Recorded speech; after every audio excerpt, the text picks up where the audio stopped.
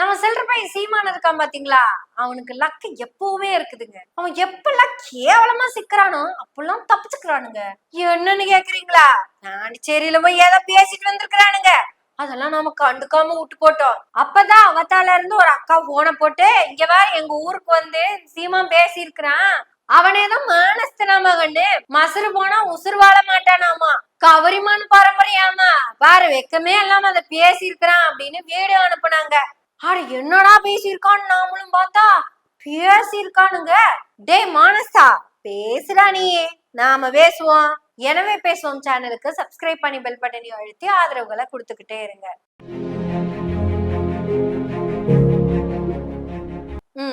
You talk talk talk. மானத்திற்காக உயிரை விட்ட இனமடா இது. மயிர் நீப்பின் உயிர் வாழா கவரிமா, அன்னார் உயிர் நீப்பர் மானம் வருங்கிறான். மானம் போயிடுச்சுனா உயிரை விட்டுருவான். எதே கூறுகட்டவன் கொஞ்சம் கூட வெக்கமே எல்லாம் பேசிக்கிட்டு இருக்கிறான். இவன் கவரிமானுங்க, சொன்னா சவரி வச்ச மானே நம்பாது. இவனுடைய முன்னோர்கள் எல்லாரும் மானத்துக்காக உயிரை விட்டவங்க. ஆட சொன்னா நம்ப மாட்டீங்க. தூக்கு கயிற கழுத்துல போட்டு மன்னிப்பு கேட்டா விட்டுறேன்னு சொன்னப்பெல்லாம் மன்னிப்பு கேட்காம போடாடே போடாடே நான் தூக்குலயே தொங்கிக்குவேன்னு சொன்ன பரம்பரையாமா இவங்க. மானத்தமிழன் மரத்தமிழனுக்கு மானமே பெருசு, மன்னிப்பு கேட்க மாட்டான் அப்படின்னு வெக்கமே இல்லாம இந்த நாய் பேசிக்கிட்டு இருக்குது. முன்னாடி கொஞ்சத்துக்கு அத்தனை பேர் கை தட்டிக்கிட்டு இருக்கீங்களே இந்த சாவரிமான் பேசுறது கேட்டுட்டு. 10 வயசாக்கு பிரயோஜனம் இல்லாத பீத்த கேசு, கழுத்துல தூக்கு கயிறு இல்ல, 6 மாசம் சிறை தண்டனை கூட வர்றதுக்கு வாய்ப்பு இல்ல. அட மீறி போனா ஏற்கனவே 50,000 கொடுத்துட்டு இருந்த இடத்துல ஒரு 1 லட்சம் கொடுக்க வேண்டியதா வந்திருக்கும். அவ்வளவுதாங்க, அவ்வளவுதான் அந்த கேஸே. மிஞ்சி போனா என்ன சொல்லுவாங்க, சரி கேஸ் நடக்கட்டும் அப்படின்னு சொல்லுவாங்க. இந்த கேஸுக்கே, இப்ப நான் சொன்ன இந்த கேஸுக்கே பின்னங்கால் பிடரியில் அடிக்க தொப்பக்கடின்னு உளுந்தா பாருங்க சாஷ்டாங்கம்மா கால்ல. இந்த மீசையில மண்ணோட்டாதுன்னு சொல்லுவாங்கல்ல, ஆனா இவன் உடம்பு பூரா மண்ணோட்ட வச்சுட்டு வந்தான். அப்படி உளுந்தவன், ஐயோ அம்முனிய பத்தி நான் ஒரு வார்த்தை பேச மாட்டேனுங்க, மன்னிப்பு கேட்கணுங்களா, இதோ கேட்டுறேனுங்க, ஒரு 4-5 மணிக்கு கேட்டா போதுங்களாங்க. வேற ஏதாவது சொல்ல ஆசைப்படுறேன்னா இல்ல கண்டிஷன் எனக்கு ஏதாவது இருக்கான்னு கேக்குறீங்களா? எனக்கு எந்த கண்டிஷனும் இங்க இல்லைங்க. ஒத்த மசுறு போனா உசுறு வாழ மாட்டேன்னு நினைக்கிறீங்களா? ஆனா தலை பூரா மொட்டை கூட அடிச்சுக்கிறேனுங்க. நிபந்தனை ஏற்றுங்க, அன்கண்டிஷனல்ங்க, நோ நிபந்தனைங்க. மன்னிப்பு கேட்டுக்கிறேனுங்க. அம்மனிக்கிட்ட மட்டும் இல்ல, உங்ககிட்டயும் எல்லாத்துக்கிட்டையும் மன்னிப்பு கேட்டுக்கிறேனுங்க என்று மன்னிப்பு கேட்ட அந்த மாபெரும் மன்னிப்பு வீரன், சாரி சார் மான வீரன், மானஸ்தே கவரிமான் என்று போடுறதுக்கு எனக்கு விருப்பம் இல்லாத காரணத்தினால, அவனுக்கே இருக்காது, அதனால சவரிமான் என்று போட்டுக்கொள்ளலாம். சீமான் எனும் சவரிமான் பாண்டிச்சேரியில போய் பேசிட்டு வந்துக்கிறான். மானஸ்தனுங்க என்னங்க பேர் வைக்கும்போது குப்புறப்படுத்திருந்தீங்களாக்கு, மோசர்கட்டைய பார்த்த கார் துப்பிருப்பாங்க, பாக்கா முட்டனால தப்பிச்சிட்டீங்க. இத பேசுறதுக்கு நாம எதுக்கு? இது கட்சியில இருக்க எல்லாத்துக்கும் தெரியும்ல. ஆடா மொண்டாட்டிக்கு தெரிஞ்சேதானே அதுக்கு மன்னிப்பு கேட்டு போட்டு வந்திருக்கிறேன். ஆனா அந்த பொம்பளையும் முன்னாடி உட்காந்து இவன் பேசுறதுக்கு கை தட்டிக்கிட்டு இருக்குது. கயல்விழியை கைதட்ட வைத்த சீமானின் பேச்சு அப்படின்னு தமிழ்ல போடுறாங்க. சரி அப்படி என்ன வெங்காயத்தை கை தட்டுற அளவுக்கு பேசியிருக்கான்னு போய் பார்த்தா சொல்றானுங்க, சொல்றான் ஒரு வார்த்தைய, இவனோட எச்சில இருந்துதான் பல கட்சிகளே பேசுதாமா. இவன் தான் பிறப்புக்கும் எல்லா உயிருக்கும்னு திருவள்ளுவருக்கு முன்னாடியே சொன்னது இவன் தானாமா. இவன் இப்ப சொல்றத கேட்டுதான் 2000 வருஷத்துக்கு முன்னாடி பிறந்த திருவள்ளுவருக்கு ஞானம் வந்திருக்குது. இவன் யாரையெல்லாம் அப்பன் அப்பன் அப்பன் அப்பங்கிறானோ அந்த அப்பனுங்களுக்கெல்லாம் அறிவுங்கிறது அவன் செலவுக்கு கூட கிடையாதாமா. அறிவுனால இவன் தான், இவனுக்கு தான் ஒட்டுமொத்த அறிவு இருக்குது. அந்த அறிவை வச்சு இவன் ஆத்துல ஒரு ஆத்து இருக்குல்லங்க. ஐயா கருணாநிதி அவர்கள் வந்து முதலமைச்சரானது ஒரு கிலோ அரிசி 2 ரூபா கையெழுத்து போட்டாங்க. அவர் பதவி இருக்கும்போது முன்னாடி உட்கார்ந்து இருந்து கை தட்டின ஆள்ல நான் ஒருத்தன் இருந்தேன், அங்கதானே இருந்தேன். அப்போ கிலோ அரிசி 2 ரூபாய்னு ஒரு திட்டம் போட்டாங்க, எல்லாரும் கை தட்டினாங்க, நானும் கை தட்டினேன். அப்புறம் அவங்க அங்க இருந்து வெளியே வந்துட்டா. அதுக்கப்புறம் அவங்க ஒரு திட்டம் போடுறாங்களாமா, கிலோ அரிசி 1 ரூபாய். அதுக்கப்புறம் அதுவும் இல்ல, அரிசி ஃப்ரீயா தரோம். அது மாதிரி 2 ரூபாய்க்கு 1 கிலோ அரிசி ஒரு 5 ஆண்டு முடிஞ்சு. அடுத்து வந்தாங்க 1 கிலோ அரிசி 1 ரூபா. ஏன் வளர்ந்துட்டான், டெவலப் ஆயிட்டான். 2 ரூபாய்க்கு அரிசி போட்டா தான் வாங்க முடியும். அது ஒரு காலம், இயல்மை வறுமையில் இருக்கான். இப்போ அடுத்த ஆட்சிக்கு வரும்போது 1 ரூபா, ஏன் வளர்ந்துட்டான் 1 ரூபா. அது முடிஞ்சு அடுத்து வரும்போது அது 1 ரூபா கூட வேணாம், இலவசம். ஏன் 1 ரூபாய்க்கு கூட வக்கற்ற கூட்டமா மாறிடுச்சு. 1 ரூபா கொடுத்து 1 கிலோ அரிசி வாங்க முடியல, அவ்வளவுதான். ஒரு பராரி கூட்டமாக மாற்றியதை தவிர இந்த மான தமிழ் மக்களை இவர்கள் செஞ்ச ஒண்ணு சொல்லு பாப்போம். சீமா பேசுறான், பிளட்டி ராஸ்கல். 1 ரூபா கொடுத்து அரிசி வாங்க வக்கில்லாத மக்களா ஆக்கிட்டாங்களாமா. இதுக்கு பேரு வளர்ச்சி அல்ல, வீழ்ச்சியாமா. சரி, 2 ரூபாய்க்கு போட்டுட்டு இருந்த அரசு 1 ரூபாய்க்கு அரிசி போடுறதா அறிவிக்கிறாங்கல்ல, அதுக்கு கவர்மெண்ட்டுக்கு ஏது காசு? அந்த கவர்மெண்ட்டுக்கு ஏது காசுன்னா, அந்த 2 ரூபாய்க்கு அரிசி வாங்கி சாப்பிட்டாங்கல்ல அவங்களும், அந்த அரசு பள்ளியில படிச்சாங்கல்ல எங்க அப்பனுங்க, இவங்க எல்லாம் நல்லா படிச்சு குலத்தொழில் செய்யாம அது ஆடு மாடு மேய்க்கிறது, மண்பானை செய்யறது, அப்படிப்பட்ட குலத்தொழில்கள் எல்லாம் பண்ணாம படிச்சு நல்ல உத்தியோகத்துக்கு போய் அவங்க நிறைய சம்பாதிச்சு நிறைய டாக்ஸ் கட்டிக்கிட்டு இருக்கிறதுனால, கவர்மெண்ட்டுக்கு டாக்ஸ் வழியா வருமானம் வர்றதுனால அரசாங்கம் என்ன பண்ணுது, தன்னுடைய லாபத்தை கம்மி பண்ணிக்குது. அப்ப அந்த காசை வச்சு பள்ளிக்கூடத்துக்கு போகாம படிக்க போகும்போது கள்ள குடிக்க போவாங்கல்ல, அந்த மாதிரி குடும்பத்துக்கு 1 ரூபாய்க்கு கொடுக்குது.